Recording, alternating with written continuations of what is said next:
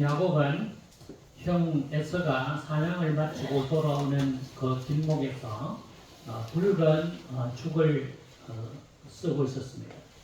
에서가 그 사냥하는 일 하루 종일 사냥을 하고 배가 고파가지고 허기가 졌는데 그 붉은 죽을 냄새를 맡으니까 막 먹고 싶은 마음이 막 올라왔습니다. 그래서 그 동생한테 그 죽 한 그릇 좀 먹자 하니까 동생이 안 된다는 거예요. 그러면 어떻게 하면 먹을 수 있나 하니까 그 형님 그 장자하고 좀 바꿨으면 좋겠다. 그러니까 그 에서가 지금 배가 고파 죽을 지경인데 내가 그 장자 그거 갖고 있다 해서 뭐 배고파 그런 것도 아니고 그럼 네가 장자해라. 그 죽 한 그릇 빨리 주라. 내가 지금 성질이 급하니까 그 죽 한 그릇 딱 해가지고 그래 먹고 이제 시간이 이제 지나갔다는 말이죠. 그런데 이제 아버지가 연세가 많아서 눈이 어둡고 이삭이 이제 그 하늘나라에 갈 때가 좀 됐으니까 걱정이 되잖아요. 그래서 아들을 불러서 에서를 보고 에서야 네가 사냥을 해서 고기를 하나 잡아오면 내가 맛있게 먹고 너에게 마음껏 축복하겠다. 그랬습니다. 그러니까 에서가 그 말씀을 듣고 사냥하러 나갔다. 그 이야기를 들은 엄마가 거기에서 야곱을 불러서 염소 새끼를 잡아라. 그러니까 뭐 하려고 염소 새끼를 잡냐 엄마. 너 아버지가 그거 좋아하시니까 내가 좋은 걸 요리를 내가 잘 아버님 잘 좋아하는 걸 내가 알고 있으니까 빨리 잡아오너라. 그 잡아서 이제 가져갔단 말이죠. 그러니까 아버지가 하는 말이 네가 오늘 왜 이렇게 일찍 잡아왔느냐 하니까 하나님께서 순직하게 만나게 해서 내가 이걸 잡아왔습니다. 그러니까 이상한데 그 목소리는 에서의 목소리가 아닌데 이제 한번 만져보자 해서 이제 이렇게 만져보니까 에서는 원래 털이 많은 사람.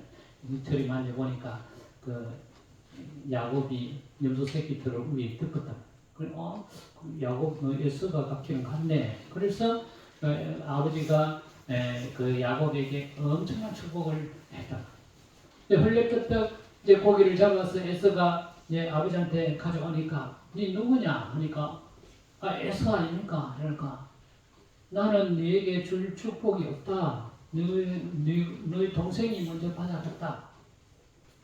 에서가 하는 말이 내가 아버지가 이제 돌아가실 때가 되면은 내가 반드시 이 내 동생을 죽일 것이다. 내가 가만히 안 놔둘 거다. 그렇습니다.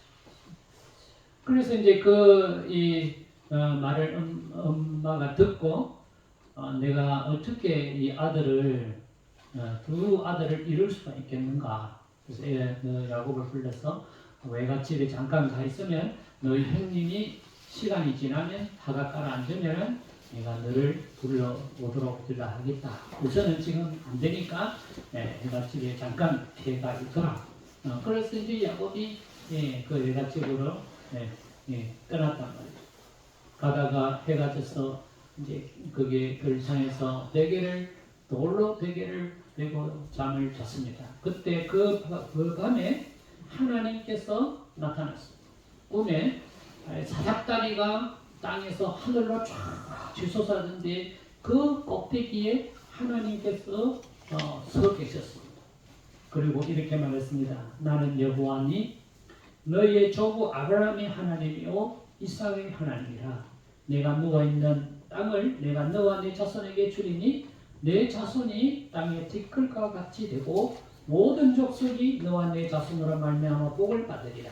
내가 너와 함께 있어 내가 어디로 가든지 너를 지키며 너를 이끌어 이 땅에 돌아오게 할지라.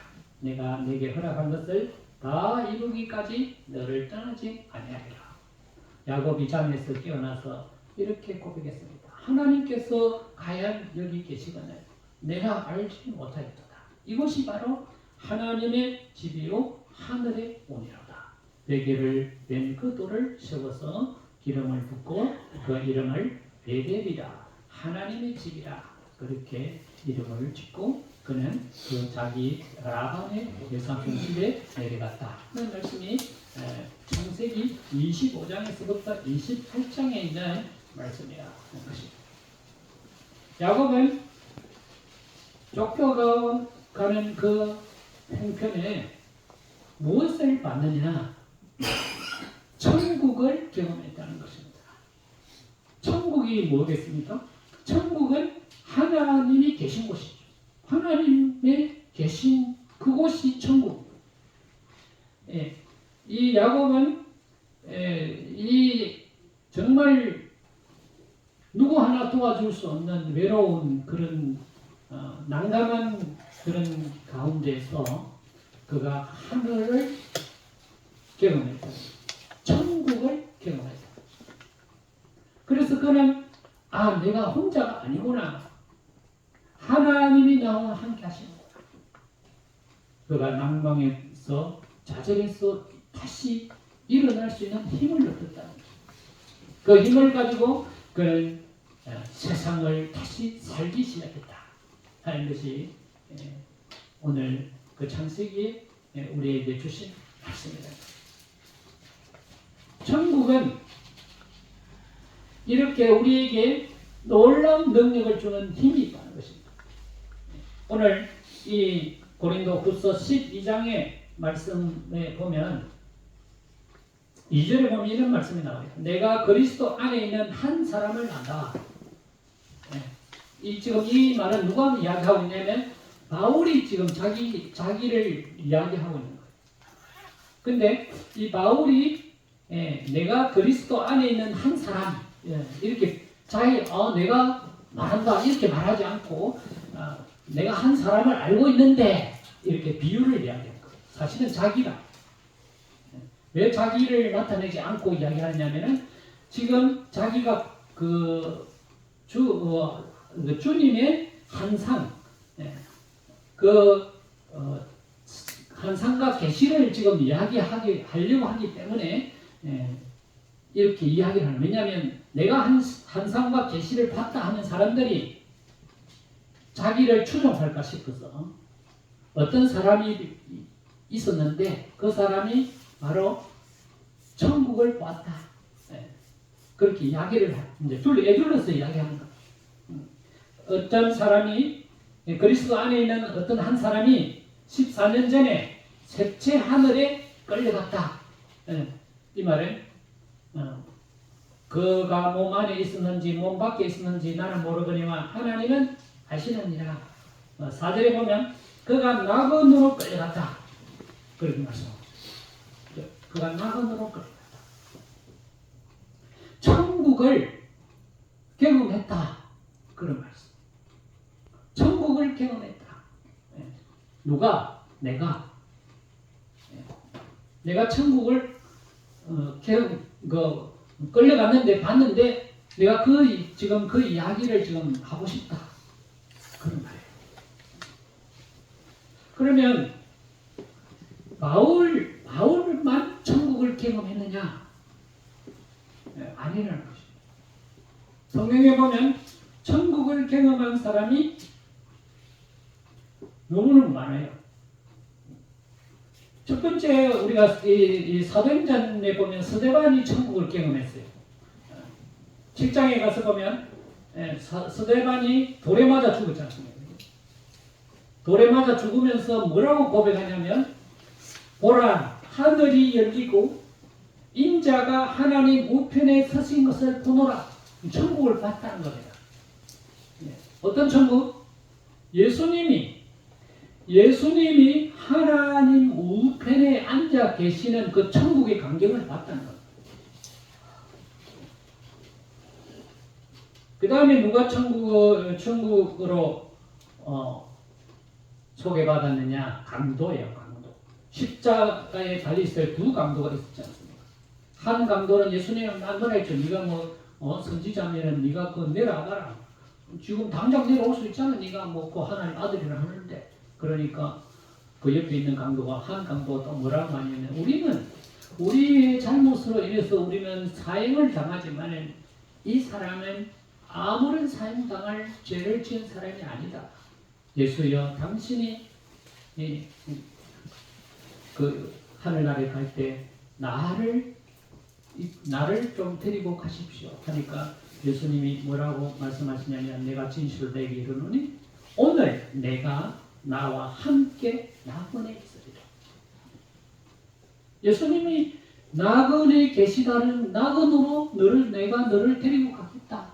그렇게 말씀하십니다. 그러면은 나그네는 천국은 어떤 곳이냐? 우리 의문이 생길 거 아닙니까? 그죠? 천국은 어떤 곳이냐? 하는 거예요. 천국은 하나님이 보좌에 앉아 계시고 그 앞에 네 생물이 있고 그 앞에 24 장로들이 있고 또 그 앞에는 그 수많은 14만 4천 명이라는 셀 수 없는 수많은 무리들이 있고 거기서 하는 일이 뭐냐? 하나님을 찬양하는 일이 천국이라는 거예요. 그것이 어디에 나오느냐 하면 요한계시록에 나오는 말씀이에요. 요한계시록 4장에 보면 요한계시록은 누가 썼습니까? 예수님의 제자 요한이 있었어요. 요한이 무엇을 봤겠어요? 천국을 봤다는 거예요. 천국을. 요한이 천국을 보고 그 천국은 이런 곳이다 하고 우리에게 소개해 준 것이 요한계시록이에요. 우리는 보통 보면 요한계시록을 무슨 굉장히 신비하고 막 모르는 말만 가득 차 있고 아무리 읽어도 이해가 안 되는 그런 말씀으로 우리는 생각을 하고 있어요. 사실은 요한계시록 쉬운 거예요. 요한계시록은 천국 이야기하고 있는 거예요. 천국에서 일어나는 일들을 요한이 천국을 보았잖아요. 그죠? 하나님은 요한을 통해서 천국을 보여주시고 상세하게 보여주시고 이걸 기록에 남겨놔야 돼요. 그래서 성도들이 우리가 가야 할 곳은 이런 곳이구나 그걸 알도록 하기 위해서 요한계시록이 쓰여져 있어요. 요한계시록 4장에 보면 하늘문이 열렸다는 거예요. 요한이 어디 있습니까? 맘모섬 섬에서 유배생을 하고 있어요. 즉 말해서 그 포로 잡혀가지고 맘모섬이라는 아주 작은 섬 나라에 유배생활을 해요. 감옥생활을 했어요. 거기 채석장이 있는 그런 곳인데 그는 주일날이 되어서 예배를 못 드리고 기도하다가 하나님께서 환상을 그에게 보여주셨어요. 그 내용을 지금 기록하고 있는 거예요. 하늘문이 열렸어. 이리로 올라오라. 요한이 올라갔어요. 이리로 올라가서 보니까 내가 마땅한 일어날 일들을 내가 내게 보이리라. 그 보니까 하늘에 보좌가 있었는데 그 보좌 위에 앉으신 분이 한 분 계셔서 그것이 빛나는 모양 백옥과 홍보스과 같은 무지개 또 그 위에는 무지개가 있었다는 거예요. 희양찬란한 그 보좌 위에 앉으신 분이 한 분이 계셨다는 거예요. 그분이 하나님이었다. 그 다음에 그 앞에는 24 장로가 있었고 그 앞에는 또 수많은 그 성도들의 모양이 있었고 그 보좌 앞에 수정과 같이 맑은 유리바다가 쫙 열렸잖아요. 네. 보석으로 꾸며져 있는 그 앞에 그 바다 유리와 같은 그런 맑은 바다의 바닷길이 쫙 앞으로 열려 있었어요. 그 양 주변에 성도들이 어마어마하게 찬양하는 소리가 들리기 시작했어요.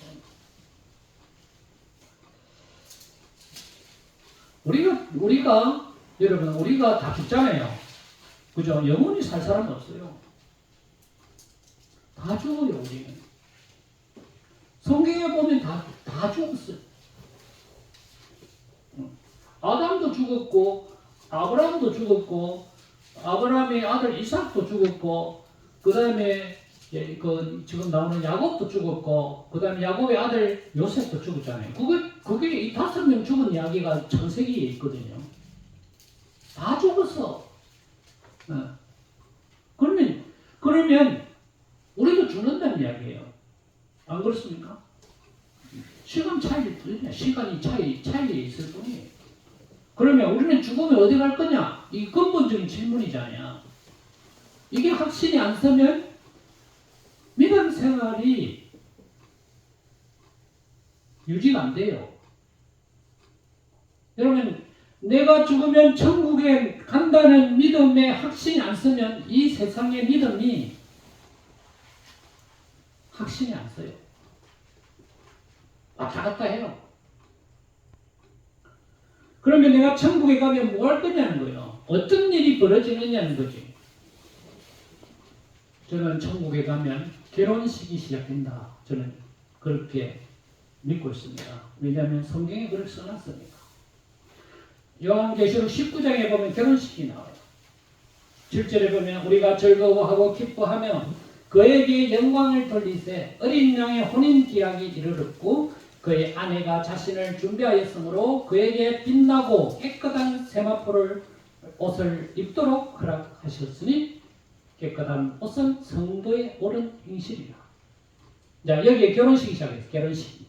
어떤 결혼식? 신랑이 있어. 신랑이 누구야? 예수님이야. 신부가 있어. 신부는 누구냐? 우리예요. 거기에 어떤 옷을 입었느냐? 하얀 드레스를 입었어. 그 드레스의 색깔은 성도의 옳은 행실이라. 결혼식이 시작되는 거예요. 누구하고? 예수님이 결혼식. 그 수정같이 맑은 그 길이 쫙 열려있고 하객들이 옆에 이미 먼저 와 있는 그 영혼의 하객들이 이 박수 치면서 고생했다. 그동안 네가 고생했다. 그러면서 그 앞에 쫙 신랑하고 누가 들어옵니까? 신부가 들어가. 신랑 대신 예수님, 그죠? 내 팔을 탁 잡고 그 길로 쫙 들어가는. 여러분, 내가 소설 쓰고 있는 게 아니에요, 여러분. 이 멋진 소설을 내가 나는 창작력이 없어요. 장작이라 필 줄 알지.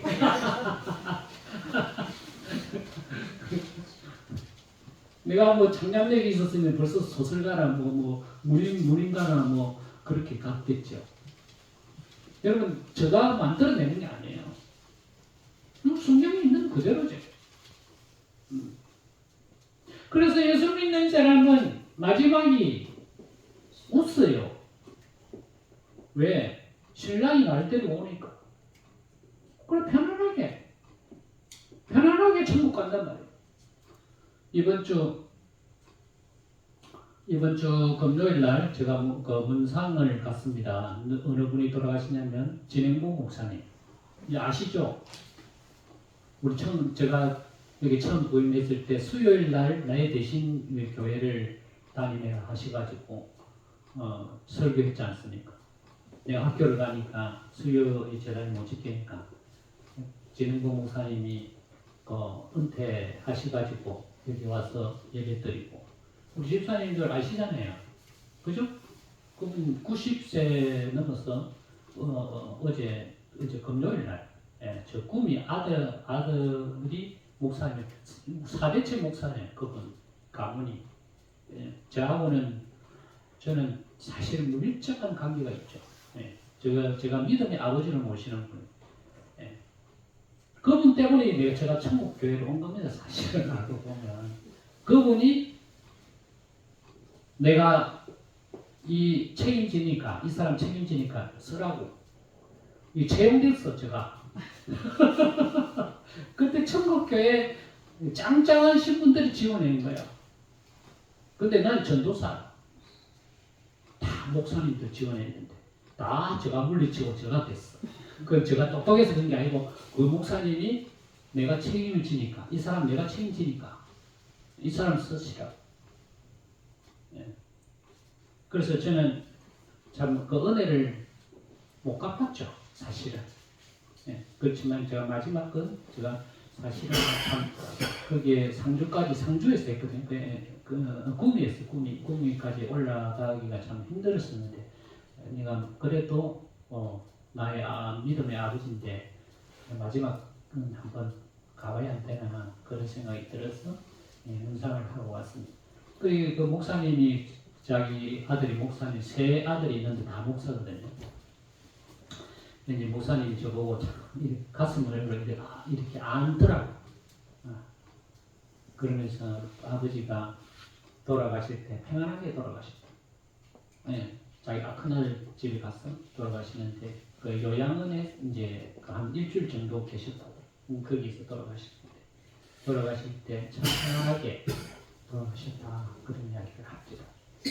그래서 참 그렇구나. 우리가 뭐 예수님을 잘 믿든 못 믿든 그죠? 그거는 내 소원 아니잖아요. 내가 판단할 거 아니지 않습니까?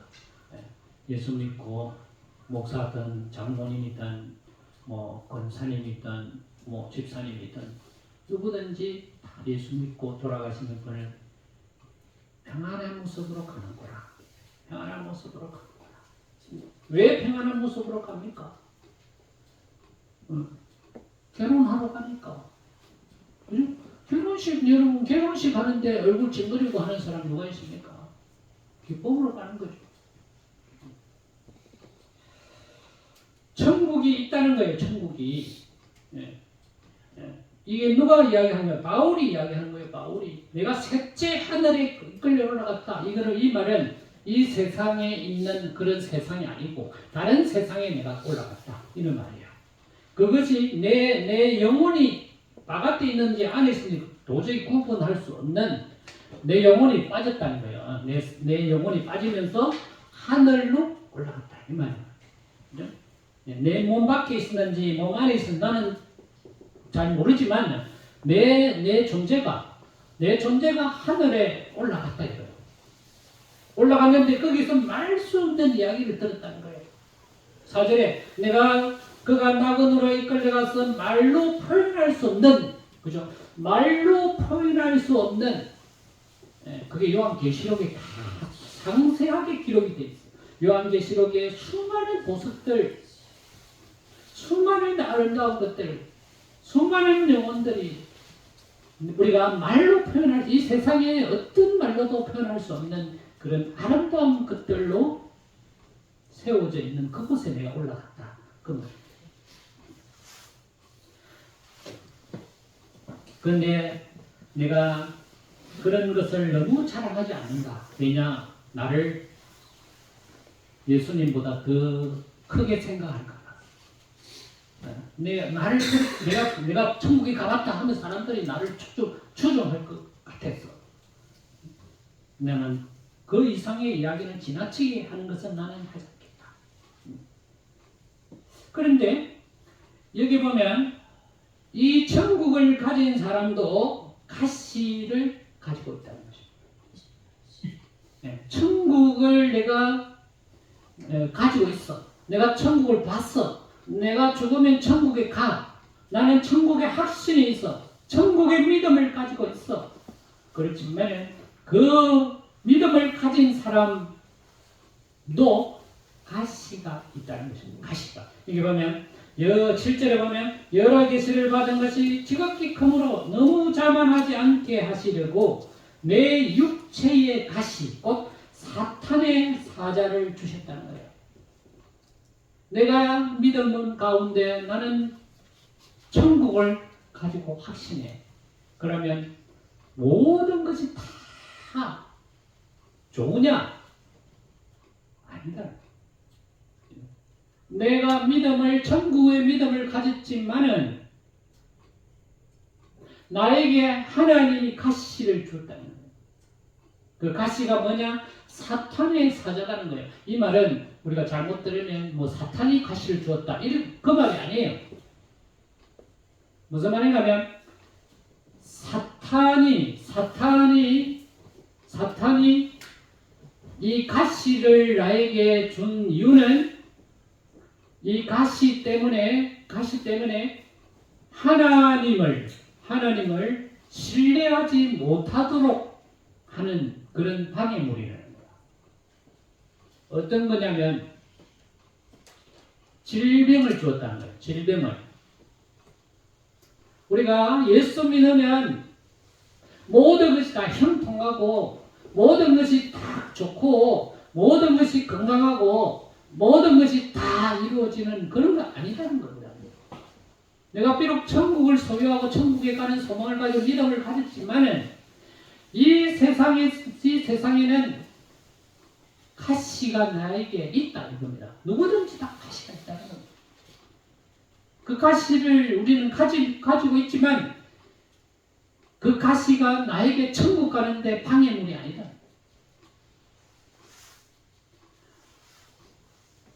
사탄이 하는 일이 뭐겠습니까? 하나님께로 가는 것을 막는 것이 사탄이 하는 일입니다. 보통 사람들이 우리가 불치의 질병이 걸리면 하나님을 원망할 수가 있어요. 그렇지 않아요? 하나님을 원망한다는 것은 사탄이 좋아하는 일이지. 그렇지 않아요? 사탄이 하는 일은 뭡니까? 우리가 하나님께 가까이 가는 것을 방해하는 것이 사탄이야. 하나님이 천국으로 이끌어 간다는 것을 못 믿게 하고 그 길로 못 가게 하는 것이 사탄이야. 하나님과 가까이 하는 것을 방해하는 것이 사탄이라. 그런데 사탄이 우리를 직접 나타나서 하는 말이 아니고 우리에게 질병을 우리가 가지고 있으면 때로는 내가 하나님을 원망할 수가 있어. 그렇지 않아요? 왜 저 사람은 건강하게 만들고 나는 왜 이렇게 병들게 만드냐 말이에요. 똑같은 믿음을 가지고 있고 똑같은 하나님의 소망을 가지고 있는 우리인데 왜 저 사람은 아무런 지장 없이 건강하고 마음대로 활동할 수 있는 건강을 주시고 나는 왜 이렇게 맨날 골골 길길 맨날 이런 삶을 살아야 되는가? 그렇지만 그 가시는 하나님께 가까이 가는데 방해물이 아니라는 거예요. 도리어 그 가시가 우리를 더 크게 만들어주는 하나님의 선물이다. 그 말을 이야기하고 있는 거예요. 천국을 가진 사람은 가시가 문제가 안 된다. 이 말입니다. 9절에 보면 나에게 이르시기를 내 은혜가 내게 족하다. 그죠? 가시를 가지고 있지만 그것이 하나님의 은혜에 방해가 안 된다. 이 말이에요. 아무런 문제가 안 된다 이거예요. 천국 가는데 아무런 문제 안 된다. 하나님과 함께 동행하는 거 아무런 문제 안 된다. 도리어 그것이 하나님의 은혜가 된다. 그것이 도리어 하나님께 가까이 해지는데 더 좋다. 온전한 약한 데서 내 능력이 약한 데서 온전해진다. 네. 사람은 교만하기 쉬워요. 잘되고 건강하고 모든 것이 다 있으면 하나님 곁에 안 찾아요. 내가 다 할 수 있는데 뭐 하나님 뭐 필요합니까? 하나님 떠나요.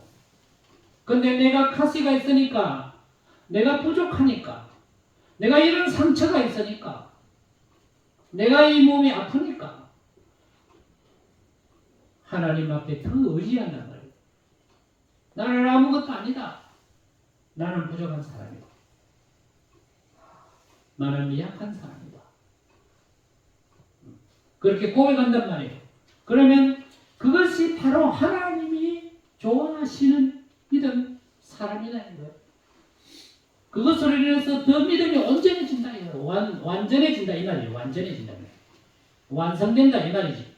그 완성되는데 무엇이 사용됩니까? 가시가 사용돼요. 가시가. 그리스도의 능력이 내게 머무게 된다. 여러분 내가 가지고 있는 이 가시가 예수님의 능력이 임하는 놀라운 도구가 된다. 대단한 거 아닙니까, 여러분? 제가 너무 책망하나 너무 심각하게 우리 성도님들이 너무 심각하게 이거를 받아들이는 것 같아요. 그죠? 심각하게 받아들일 필요 없습니다. 내가 너무 심각하게 이야기했던가. 여기 이번 주에 우리 사모님들 모임이 있었는데 사모님이 그 모임이 있거든요. 그 사모님 모임이 뭐냐면은 그 노예 가면 그 목사님들 인직하고 예배 드리면 찬양을 해요. 그 사모님들이 와서 찬양을 해요. 그럼 이제 그 사모님들의 모임이 이 경남 노예에 있습니다. 그 이번 지난주에 그 사랑빛 교회 개척교회 목사님인데 거기서 이제 그 사모님들을 그분 거기 이제 대접을 하고 그랬어요. 그래 이제 사모님들이 이제 그 경남 노예에 있는 사모님들이 한 40명 왔을 거예요. 제 생각에. 50명인가? 예, 그 정도 오고 사모님 끄떡거리는 것밖에 살짝 숫자 같습니다. 근데 이제 거기 이제 목사님이 본부처가 없으니까 개척교회장이 조그마한 교회니까 이제 저보고 그 본부차를 그 식사할 때 그 옆에 조금 옮겨가기가 힘드니까 와서 조금 이렇게 봉사를 해달라 하더라고요. 그래서 이제 제가 그렇게 하죠. 우리 사모님, 저는 사실 우리 사모님 가니까 사모님 얼굴 보고 봐서 간 거지. 그래 이제 갔는데, 거기에 이제 그 전에 사모님 회장하신 그 목사님이 계세요. 근데, 신재원 목사님이라고, 덩치도 굉장히 좋고, 나이도, 한 50 중반, 60은 안 됐고, 한 50 중반 정도 되신 분인데, 그분이 원래 그 나금산 쪽에 그쪽에 폐교를 이제 사서 개척을 했어. 개척하는데 개척이 알지 않습니까? 촌에 개척하는 것이 뻔한 거고 굉장히 좀 어려운 가운데 있었는데 그분이 한 10년 전인가 5년 전에 한 5년 전인 것 같다. 그때 이 심장마비로 그 삼성병원에 그 중환자실에 그냥 쓰러져 가지고 거의 의식이 없는 상태에서 이제 그 중환자실에 들어갔어요. 그때 이제 그 목사님들 카톡에 위험하니까 지금 지금 굉장히 위험한 지금 시간이니까 목사님 좀 기도해 달라고 그 통지가 올라왔어요. 그래 사실은 이제 가망이 거의 없다고 이제 생각을 한 거죠. 거의 쓰러져서 의식이 없는 상태에서 들어갔으니까. 그런데 어떻게 기적적인 역사에 의해서 살아났어?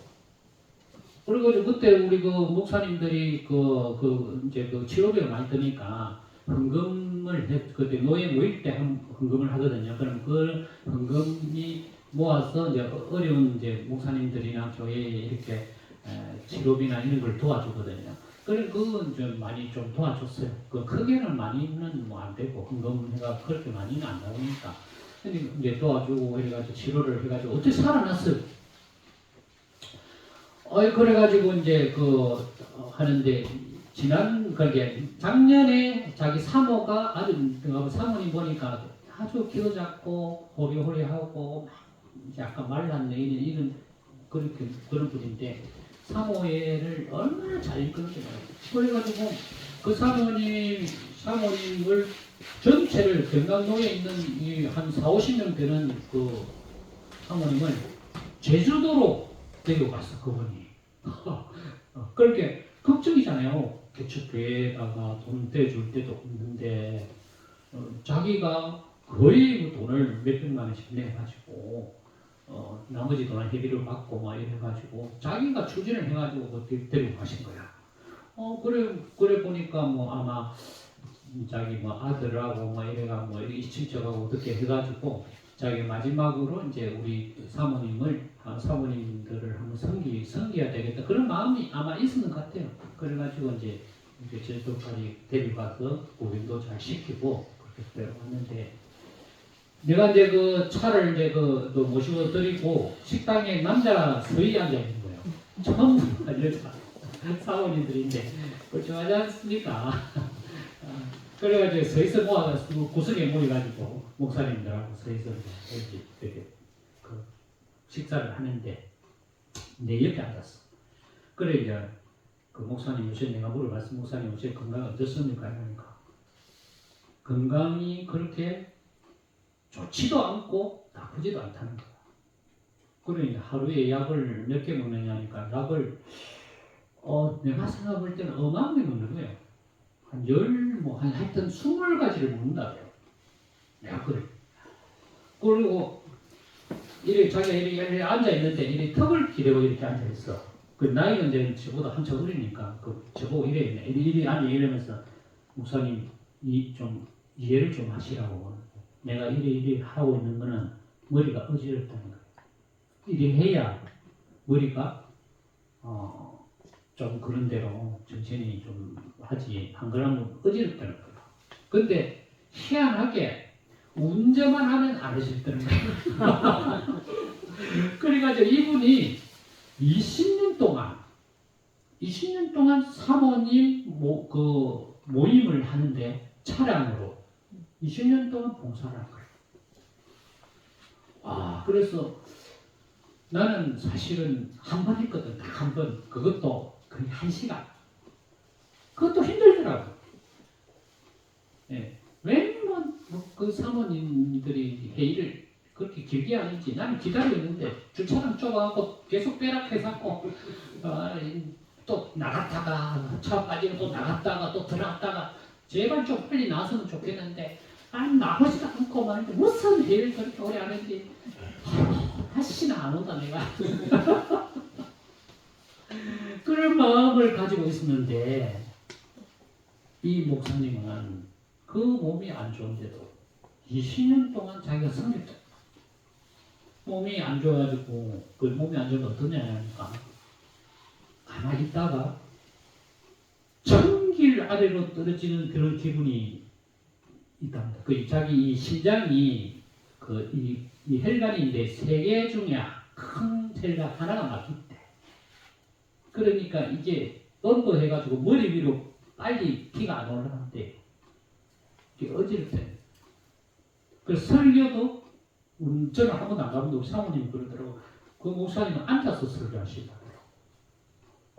그래서 나도 편하겠네. 얼마나 마음이 불편했으면 불편하게 하지 않겠습니까? 그죠? 목사님은 다 서서 설교하는데 자기는 앉아서 이렇게 설교하는 그 자체가 사실은 목사님한테는 힘든 일이지. 근데 내가 그 목사님을 가만히 보니까 자기가 몸이 아플 때 목사님들이나 사모님이 자기를 위해서 많이 기도해 줬다는 거예요. 그래서 자기는 지금 살아있다는 거예요. 그게 너무 감사하다는 거예요. 그 내가 개척교회, 조그마한 교회에서 내가 할 게 뭐가 있는 거지. 내가 사모님들 모임하는데 내가 이런 일이라도 내가 해야 돼. 그런 마음으로 아마 자기가 봉사를 하고 있다고 저한테는 그런 말을 안 했지만 내가 그런 느낌을 받았어요. 그래서 목사님들 생각은 다 그럴 거예요. 왜냐면 사모님들이 다 여성이기 때문에 그 가서 할 일이 뭐가 있습니까? 1시간, 2시간씩 기다려야 되는데. 그렇잖아요. 그렇거든. 또 얼마나 말이 좋습니까? 내가 그 비판의 대상이 될 가능성이 훨씬 많거든. 남자 혼자니까 머리가 이랬니 저랬니 뭐 어쩌니 저쩌니 그런 말이 나올 가능성이 훨씬 많거든. 근데 그가 싫단 말이지. 저 자식도 그런 거지.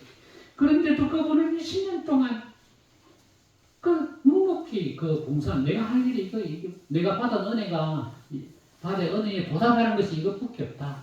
그래서 그분은 기쁨으로 하고 내 얼굴이 그냥 너무 밝은 거야. 가시가 결코 나쁜 것이 아니다. 나쁜 것이 여기 보면 육체의 가시, 그죠? 육체의 가시가 나에게 도리어 덕이 된다. 그게 뭡니까?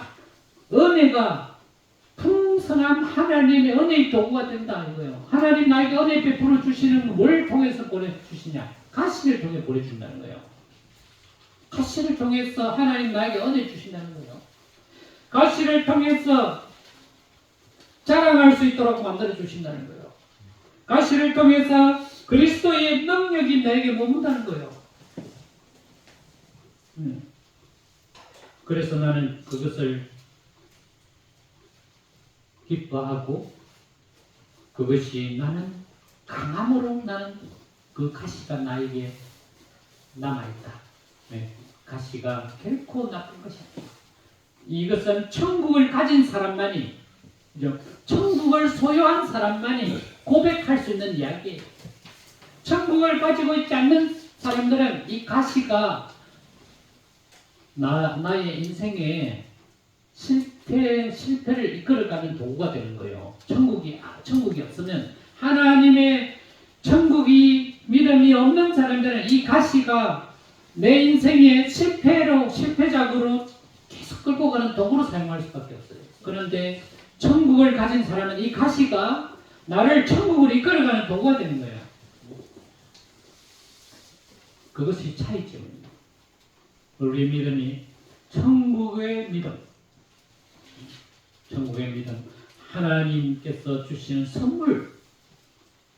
예수 믿으면 천국은 그냥 주는 거예요. 그냥 강도에게 네가 나와 같이 오늘 야근에 있으리라. 강도가 좋은 일을 하는 사람이 강도 아니잖아요. 나쁜 일을 했어. 그러나 회개하니까 바로 예수님이 너는 나와 함께 천국에 있으리라.